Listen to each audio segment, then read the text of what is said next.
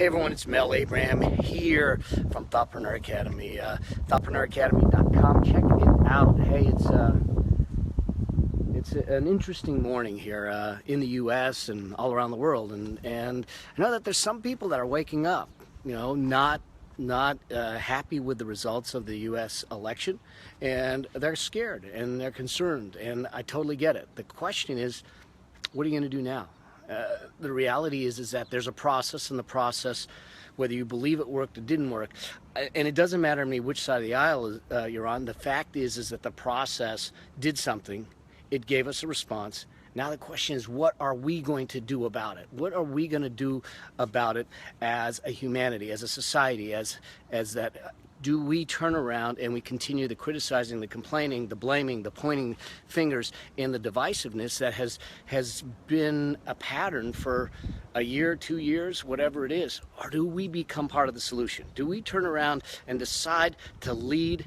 Good morning, Dragon. It's great to see you, my friend. Hope you're doing well. Where are you this time of the year? So, hey, Sarah, it's great to see you, and you're so right, because that's really what I think we need to do. We need to think about this and say, it's our turn to lead. Whatever side of the aisle you're on, whatever candidate you wanted, it doesn't matter anymore, because it's done. And we ended up with who we ended up with, and I'm not judging that. I am judging this, and I think that this is what it says. It says that we've got a divided country. We've got a country that is looking for some change. And yes, give me some hearts, give me all of that. They're looking for some change. They're looking for something different. And we have someone different in there, someone that probably has never seen the likes of the White House, and we may never see that again. And there may be something good that comes out of that, because he may come into it for, oh, I love it. He may come into it with the perspective of what I call zero-based thinking.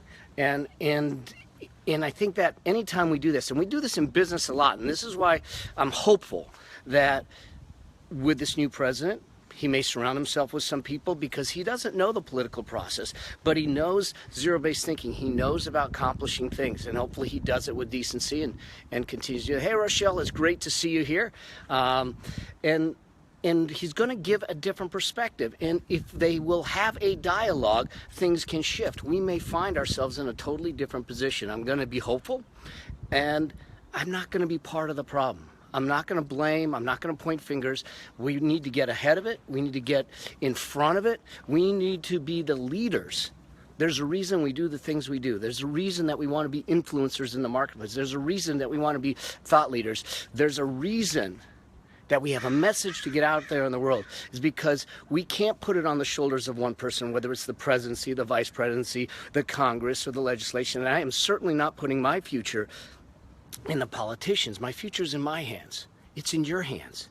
It's in each one of our hands.